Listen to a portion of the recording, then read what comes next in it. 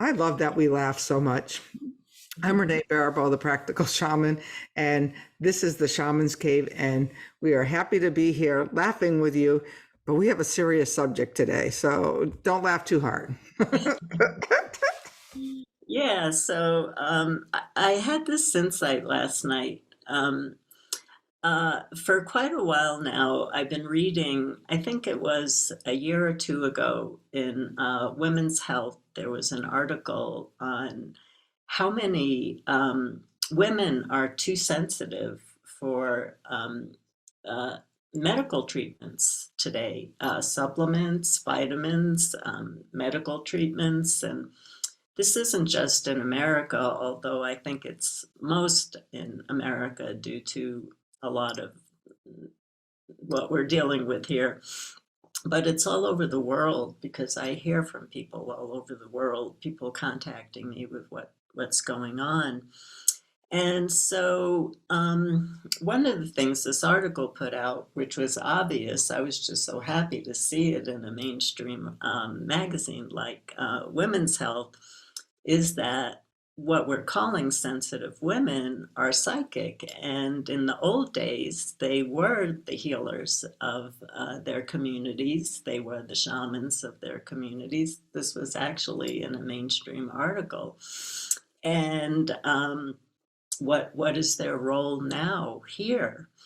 And last night I was thinking about that because I'm one of those sensitive women who's really struggling with trying to live here in this dimension of reality. I have a lot of physical things I'm challenged with. And what's been helping me the most is I'm starting to speak my truth more. And a lot of people listening would go, Sandra, you always spoke your truth. But not in the way that was physically important for my health. Um, things that I spoke about when I saw things were going wrong or not right in a workshop, I would stand up and say, this is not appropriate behavior. So, yes, I am known for creating strong boundaries in my workshops to keep everybody safe. If the teacher doesn't know how to create strong boundaries, then their students aren't safe, and their students know that. But what about for me? I've been keeping my students safe for 40 years, but I've been keeping myself safe. And no, I have not. I swallow so much of the attacks that come at me. And so I realized last night, are women having such a hard time physically right now, not just because of all the chemicals, and we're more the canary in the mine right now, so we're more sensitive to the chemicals that are hurting the health of every living being on this planet. But is it time for women to start to stand up and speak the truths that are coming through and bring through the divine information that's coming through that can change the collective right now? And how do we support women in feeling safe enough to do this at this time in the planet? Mm. Well, there's just a lot to unpack there. Um, because we're both that way. We both, people think that we speak our mind and that we just share that. And yet I find that I eat a lot too. I work for a company, and recently, like, I've been watching as ideas that directly come from, my intuition and my development and stuff like that, they like get usurped. They get changed. People take them. And it's just like, well, is it that I think there was a time in my life that when I spoke the truth, I didn't do it with diplomacy. And so then I retreated all the way back to where it's like, the other night I was like furious about something. And what I did, instead of really finding the way to to change those words into a productive thing.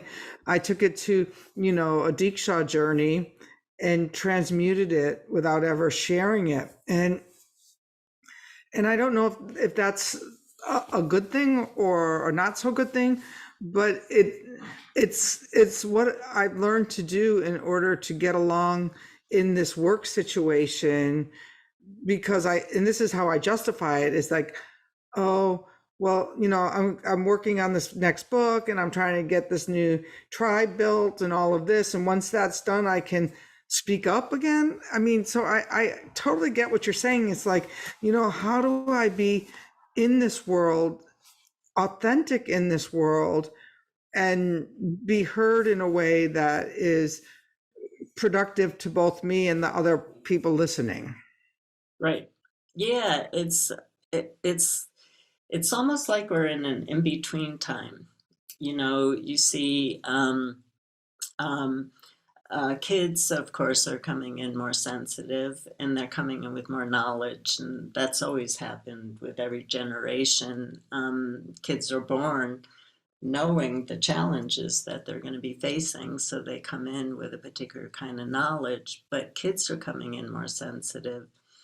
And how do they express themselves in school? Because they're put on drugs, and women are put on drugs, or they lose their jobs, or are called crazy, all the things in between. Some people really love having a woman in their office who speaks up, but that's not true in a lot of cases. So, in an in between time, because we are in an in between time where when I say I'm speaking my truth more, it's uh, it's going to end relationships that were never feeding me, Mm-hmm.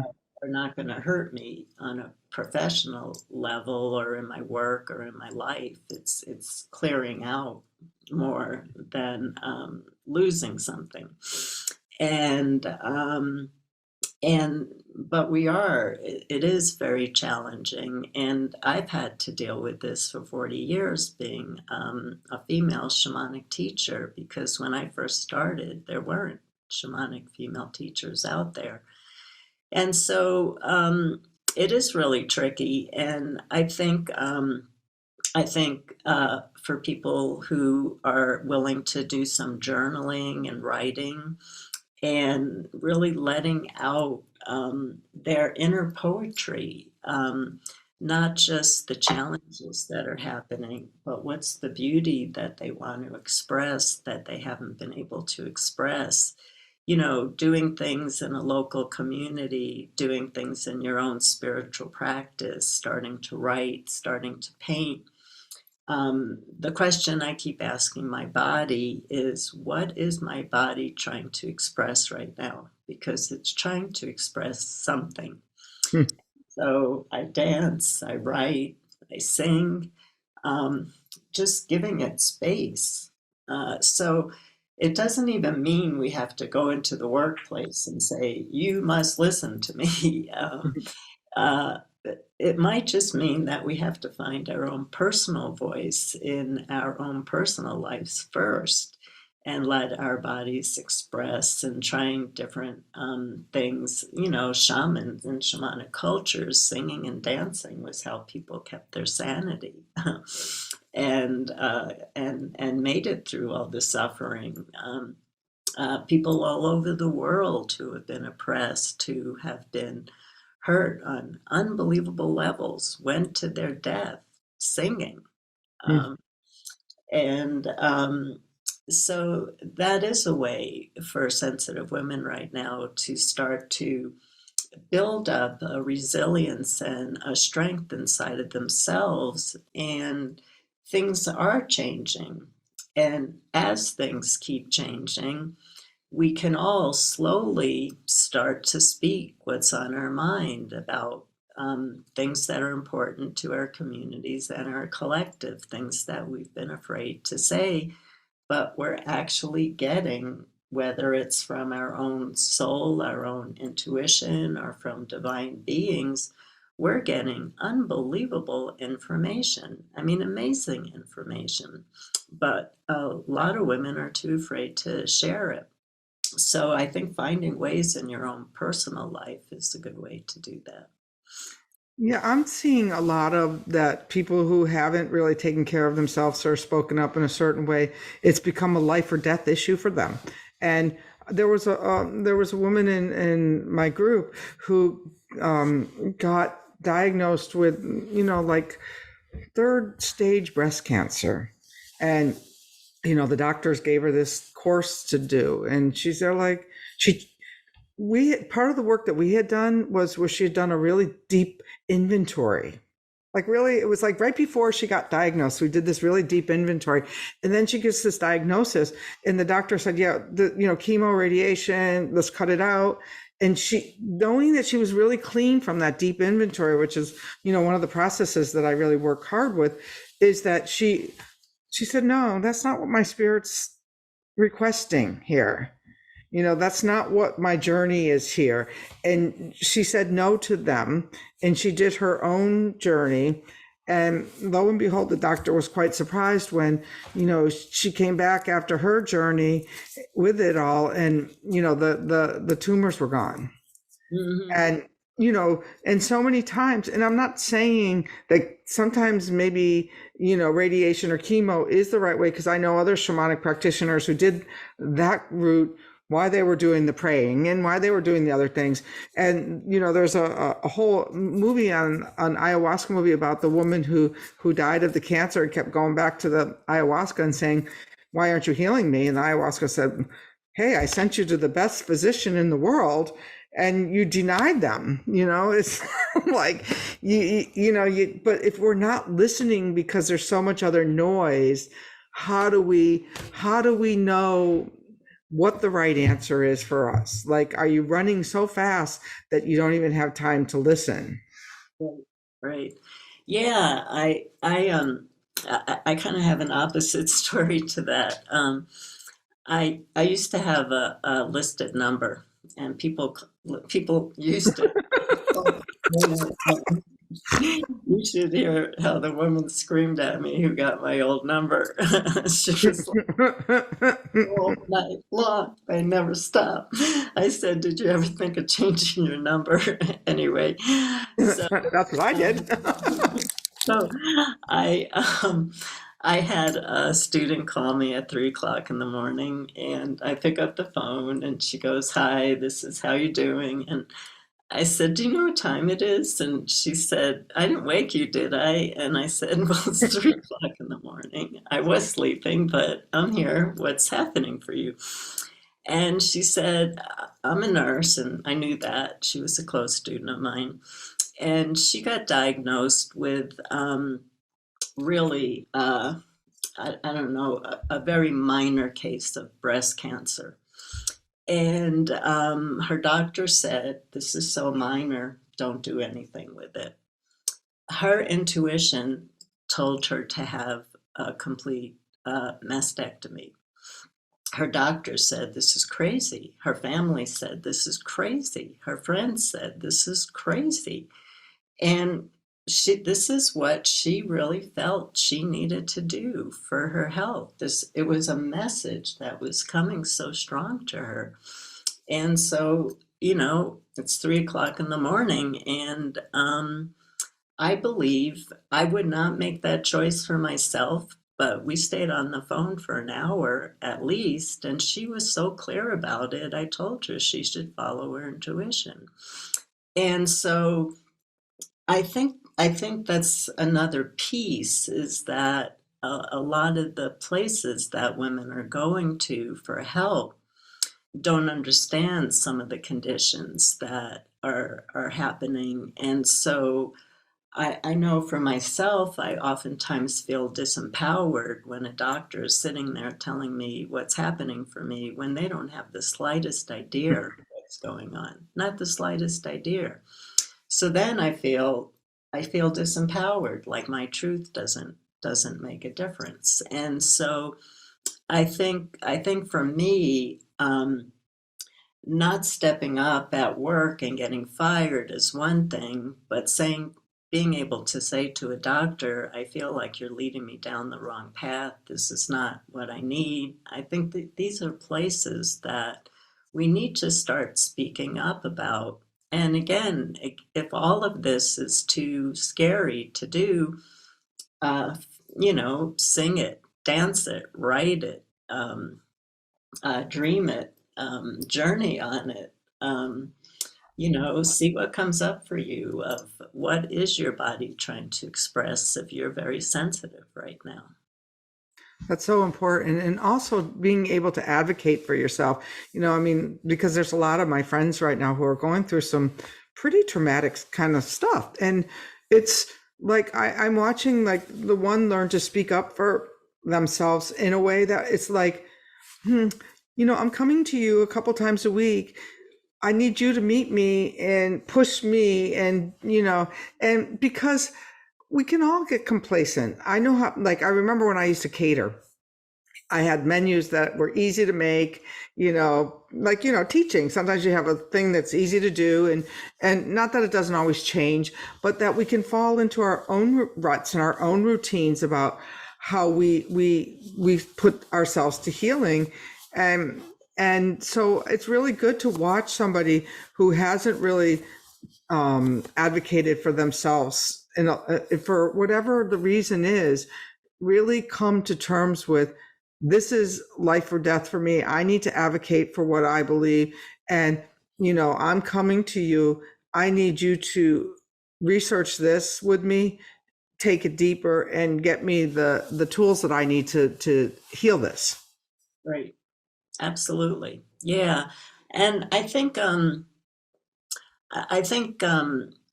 most important thing is number one, I think that women, men need to do this too, and there are sensitive men out there too. So I hope that this show is speaking to you also. We need to love ourselves first because we're never going to know how to speak our truth if we don't love ourselves. We're never going to know how to speak our truth if we don't love ourselves. And the real truth. And we have to feel worthy. And so these are big issues. And I think as women and men who feel like they don't have a way to express the beauty that wants to come through them, that they came here to express. I mean, you came here to express something. And if an illness is coming in, that's an obstacle. It's pushing you back. It's not letting you express. And so as you can drop into reflecting on, do I love myself? And do I feel worthy of being, living out my destiny, living out what my soul is really asking for? I think once we can really get empowered inside of ourselves of feeling that love and feeling that self-worth, then it becomes a little bit easier to say what you need to say that reflects your true identity. And it might not even be challenging. It might just be the beauty that you are guided to share right now, but you're too afraid of sharing the beauty because you're afraid of getting judged for sharing beauty, which happens in our culture. That's interesting. I was thinking about, is it that I don't love myself is it that I don't prioritize my time? I think some of it is probably for me a combination of that I always have been too busy. And this year I've had to prioritize time a little bit differently because I've made a concerted effort to put my family first. And even things like that is like, so maybe you can't speak up, but maybe you don't make yourself a priority. So it could be hand in hand. So for me, it's like, okay, how do I advocate for the time that I need to have some spaciousness around, I've had this little foot injury and like, to make enough time to ice it. So Like, you would think that would be really simple, but I mean, there might be a little thing, the ice is cold and I don't want to, but like lately I've really been watching myself. I was at the farm store yesterday. I say, okay, do they have a bucket that I can soak my foot in? Like, it's like that kind of like, I've got to find the right bucket to soak my foot in. And it's like, so what obstacles do I put in the way for myself to even listen to that the spirits, I mean, Sandra said, you need to soak your foot. Somebody else has said, you need, I mean, how many times do people have to say, soak your foot in ice before it's like, before that I even listen? I mean, how many times, it's like that University of Phoenix commercial where how many times the guy have to see 11 before he knows he's supposed to go get, his master's. So it's like, sometimes we get all of the signs and we still don't listen. And what is that about? Yeah, we really allow ourselves to be distracted. We really allow ourselves to be distracted. I mean, I watch Woods, my husband, and I, we're both on our way to do something, and all of a sudden, something else calls our attention. And before we know it, the end of the day has happened, and we never did the thing that we were on our way to do. We live in a world of distractions right now. It's a little bit of a circus. It feels to me like a circus out there. I hear like hawkers all the time. You turn on the internet and your emails are selling something, and Facebook, social media is selling. It's so noisy. And so I do believe that part of being able to find our truth and to even hear it is about letting some of the noise out of our lives, Mhm. a little bit more quiet and reflecting a little bit more. I think that's a great idea. I think I'll take a wind walk on this. And not only I'm going to, instead of asking, like, where do I find the bucket to soak my foot? Like, what is this thing that keeps me from taking that good care of myself, even though I've heard that I should? So, like, really go to the wind or go out in nature and ask, what is this that's keeping me from doing this better self-care or this listening or this speaking up? Like, and really asking for what is the essence of that, and like then having, doing a wind bath or something to remove that essence. I think that's a great tip for me. I think I'm going to follow my own advice.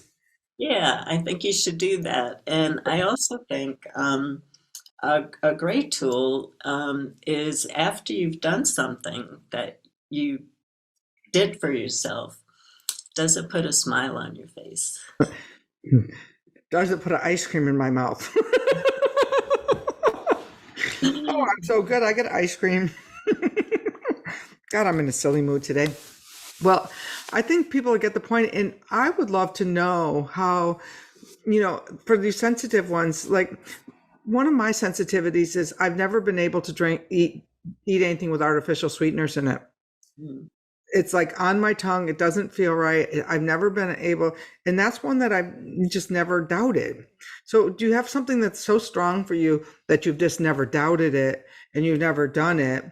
And then what is the one you're struggling with to, you've gotten the message, but you still aren't, making the diet adjustments or the herb adjustments or the time adjustments in order to have that optimal health for yourself? I think that's a great question, and I think it's a wonderful way to end our show. And we just want to remind you to like us and to subscribe. And if you find the show meaningful in any way, please comment on it. It helps us out a lot. And Renee and I do feel worthy about the show. We feel like we are helping people, and that's the feedback that we're getting. So we're finding that people are liking our truth. So we're in a loop of reciprocity right now, of Hmm. receiving a lot of love for what we're sharing, and that's a wonderful message for us. And to help us even more, subscribe and like and comment. Thank you, everyone. Blessings.